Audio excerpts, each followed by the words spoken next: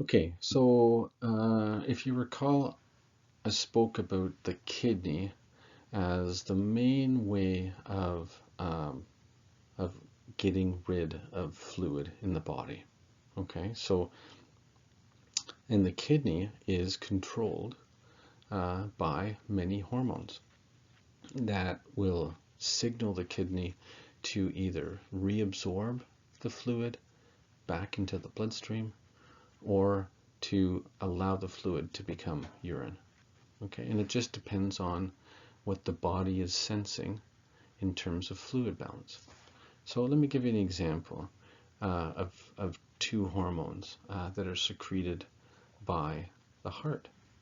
So if the heart senses that there is too much circulating blood volume, the chambers of the heart start to stretch.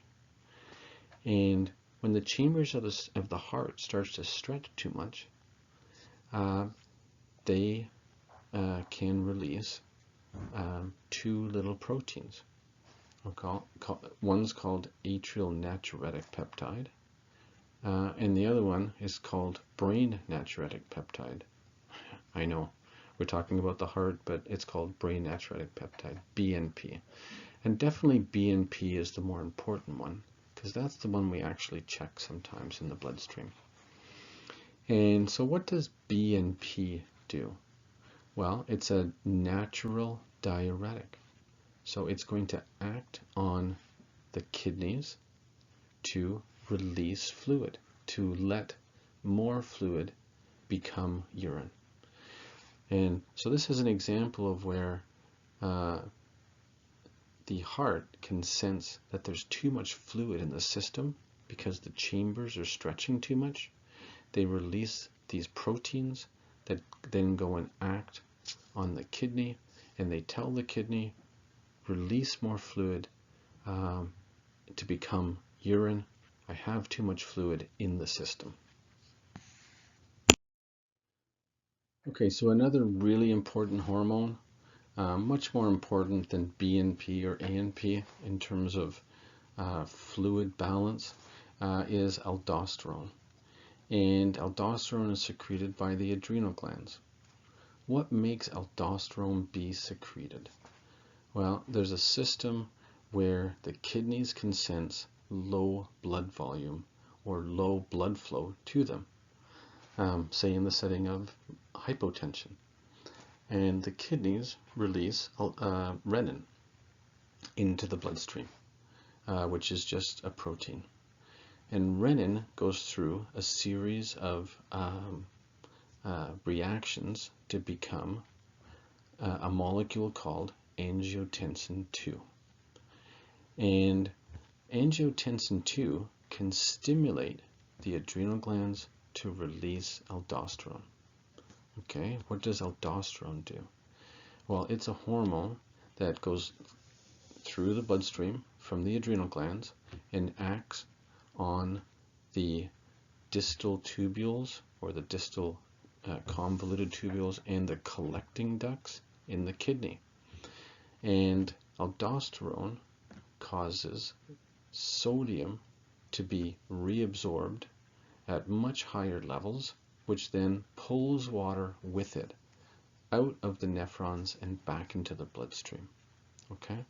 At the same time that it's reabsorbing sodium and water, this particular pump is also excreting potassium.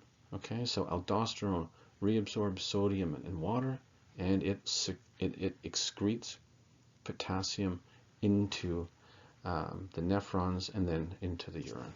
Okay, so you can imagine this is a perfect hormone in the setting of low blood pressure to be secreted, because the kidneys are sensing low blood pressure, and then they go through this series of reactions with renin being released by the kidneys that then results in angiotensin II production, that then stimulates the aldosterone secretion, that then reabsorbs salt and water, causing an increased plasma volume, which raises the blood pressure.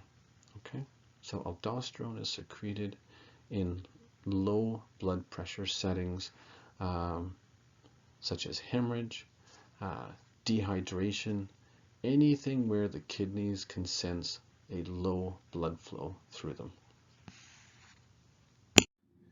So antidiuretic hormone. So this is a hormone that is produced in the hypothalamus and stored in the posterior pituitary. And it is waiting to be released if these osmolar receptors that detect the concentration of electrolytes in the blood, if it becomes too salty, so too high in salt, sodium, antidiuretic hormone will be secreted by the posterior pituitary to act on the kidney to reabsorb fluid, water.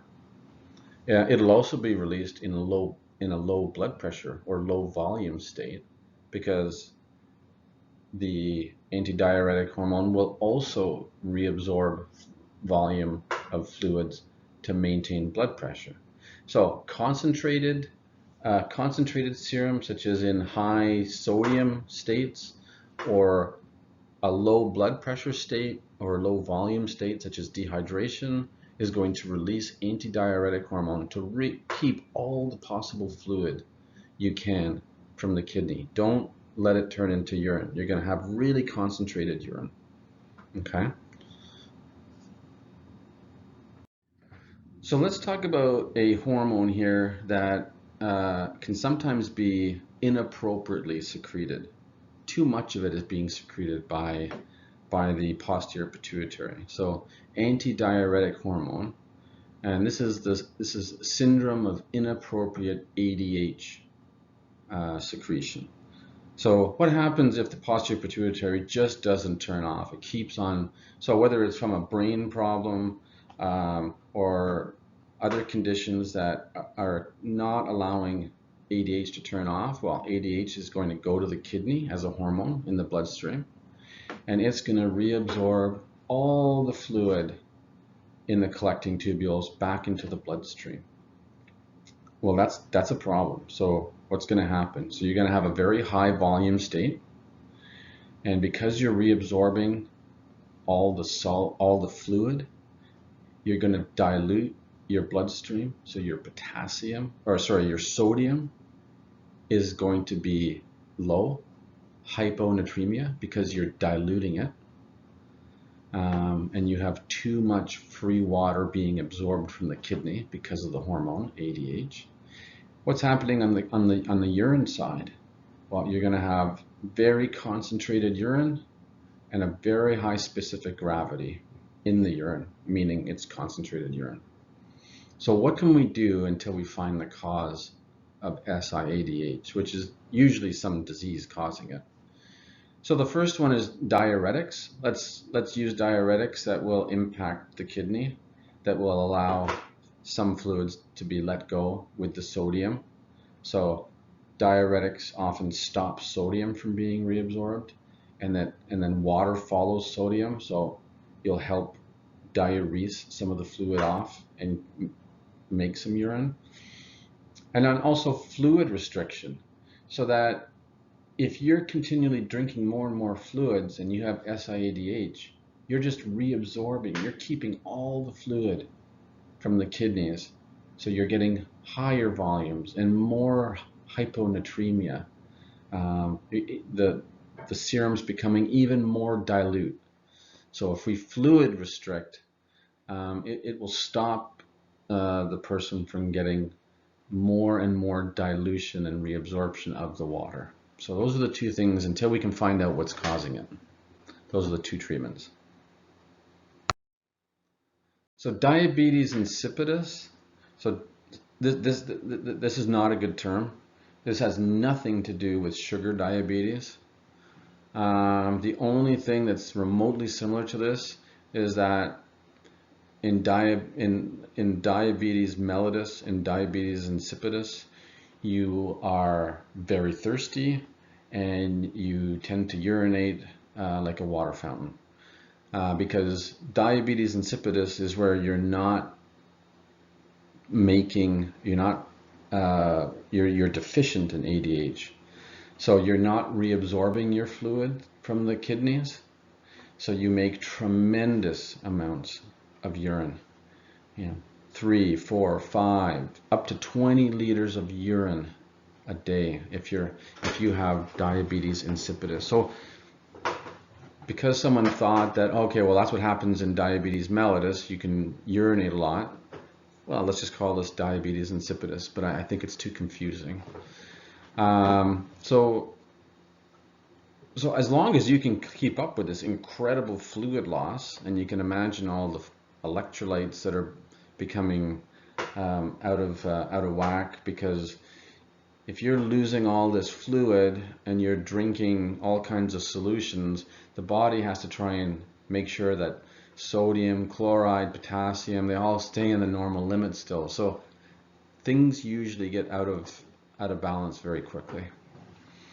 So what happens, since you're not reabsorbing fluid from the kidneys, you're going to have concentrated salty serum, hypernatremic.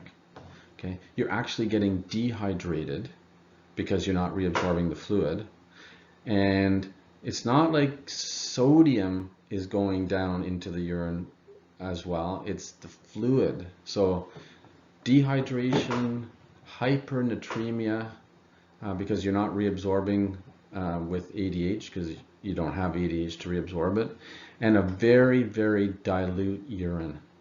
So low specific gravity in the urine. So that's how we actually diagnose it. Someone who has an extremely high sodium in their bloodstream, they're urinating like crazy, and when we check their urine, the specific gravity is low, which leads us to think of diabetes insipidus.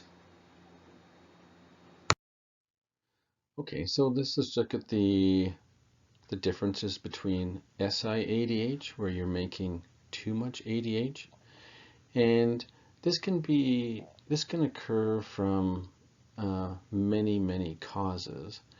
A very common cause of SI-ADH is certain cancers. So, for example, lung cancer can make ADH. When ADH is made inappropriately, such as in the setting of a lung cancer, let's look at the consequences. So increased ADH from whichever source will lead to hypervolemia, because you're reabsorbing so much water that you're overloaded in your vascular space, and you will have a decreased urine output. You will have very concentrated urine.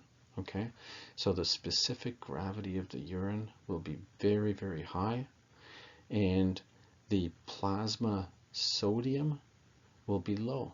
So instead of having a sodium between 135 and 145, your sodium might be 125 or even lower, okay, because of all the fluid that's being reabsorbed. Okay, let's look at diabetes insipidus, which is a lack of ADH secretion. And that can occur from brain injuries that harm the posterior pituitary. It can occur from a surgery on the brain. It can occur from a stroke or a hemorrhage in that area, and you stop releasing ADH. Well, if you don't release ADH, you can't absorb a lot of fluid in the kidneys. So you have increased urine output, and you are hypovolemic because you're not reabsorbing the fluid in your kidneys. So your vascular space is being reduced, and you're becoming hypovolemic. So very dilute urine and concentrated serum concentrations of electrolytes, because they're not being diluted since the fluid isn't being reabsorbed by the kidneys. Okay, so hypernatremia and dilute urine will occur in diabetes insipidus. Okay, so here's just a question. So ADH helps maintain appropriate fluid levels in the body. ADH is released when there is decreased blood osmolality. Well, no, because decreased blood osmolality means you have less solutes in the blood. So if you release ADH, it's going to dilute the blood even more. Increased blood osmolality, that's true, right? So concentrated serum in the blood, such as a high sodium, is going to trigger ADH to be released, right? To try and dilute the blood and maintain the sodium between 135 and 145. Okay, so that's the answer there. Anion gap has to do with acidosis that we're not talking about here. And osmoreceptor decrease, that's not the answer. Okay, so ADH is really released in the setting of concentrated plasma or serum. So we're in the answer slide here. The answer is B. So let's just think about what we've been talking about. So the body wants you to have an overall balance of fluid in your body that it shares between three compartments: intravascular, interstitial, and intracellular. And the water is just going to shift between all those compartments depending on the concentration of electrolytes in those different compartments. And as well, we spoke about something called oncotic pressure that's decided by your plasma proteins, in particular albumin, that will help get the fluid back into the blood vessels after in capillary beds after the hydrostatic pressure has pushed it out. The blood vessels on the venual side, on the venous side, use oncotic pressure to get the fluid back so that it doesn't stay in your tissue and cause edema.